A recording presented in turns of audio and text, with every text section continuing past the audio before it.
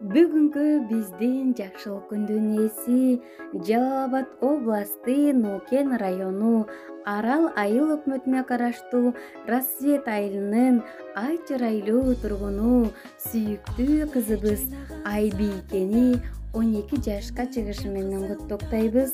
Берекем кызым, мөлтүр булагым, бактым кумарым, көңүлдүн эңсеткен медери, көркүңө сөздөрүм жетеби, күлгөнүң жаздагы жугазын, көздөрүң чолпондой адеми, жан кызым, жандай көргөн ай кызым, жаркыраган менин жанган жылдызым, күн кызым, жарык чачкан нур кызым, жүрөгүмдө дайым сенин кылыгың.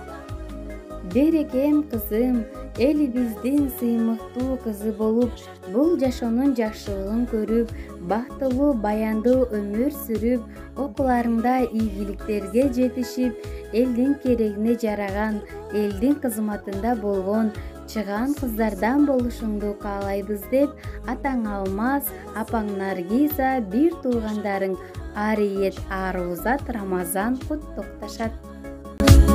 Көңүлдүн эңсеткен медери, көркүңө сөздөрүм жетеби.